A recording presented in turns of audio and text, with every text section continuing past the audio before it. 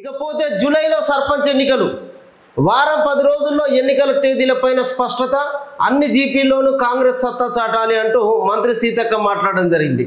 July లోపల సర్పంచ్ ఎన్నికలు ఇప్పటికే 6 గ్యారంటీలతోటి ఒక్కొక్క పథకాన్ని ఇంప్లిమెంట్ చేస్తూ ప్రజల లోపలికి వెళ్తున్నటువంటి రేవంత్ రెడ్డి ప్రభుత్వం ఇప్పుడు ప్రజల్లో నెలకొన్నటువంటి ఒక్కొక్క గందరగోళాన్ని మొత్తం కూడా రూపుమాపుతూ ప్రజల లోపలికి వెళ్తూ ఉన్నది. ఇప్పుడు కనుక రైతు భరోసా 6,000 రూపాయలు, అదేవిధంగా మహిళలకు ఫ్రీ బస్సు, సన్నబియ్యం పంపిణీ, ఉచిత కరెంటు, 500 రూపాయల గ్యాస్ సబ్సిడీ, ఇట్లా ఒక్కొక్క పథకాన్ని ఇంప్లిమెంట్ చేస్తూ ప్రజల లోపలికి దూసుకెళ్తున్నటువంటి ప్రజాప్రభుత్వం పైన ప్రజల లోపల ఒక మంచి నమ్మకం ఏర్పడతా ఉన్నది. రేపు కనుక రైతు భరోసా కనుక రిలీజ్ చేస్తే అన్ని పంచాయతీల లోపల కాంగ్రెస్ పార్టీ జెండా ఎగిరేయడం ఖాయం.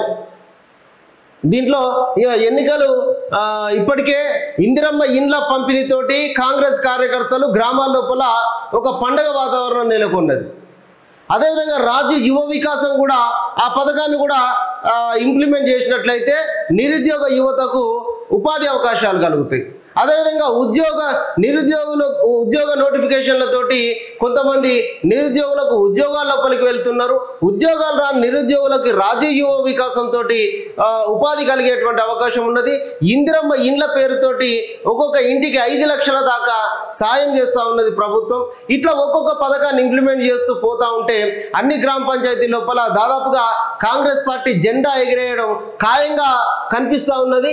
అన్నిట్లో కూడా అటు ప్రజల లోపలికి పథకాలని తీసుకెళ్లి పంచాయతీ ఎన్నికల లోపల సత్తా చాటాలని మంత్రి సీతక్క కార్యకర్తలకు సూచించడం జరిగింది. అట్లే స్థానిక పోరుకు ముందే నామినేటెడ్ పోస్టుల భర్తీ, ముందుగా అనుబంధ సంఘాలకు అధ్యక్షుల ప్రకటన, ఆ తర్వాత పిసిసి కార్యవర్గం భేటీ అంటూ కాంగ్రెస్ పార్టీ చెప్పడం జరిగింది.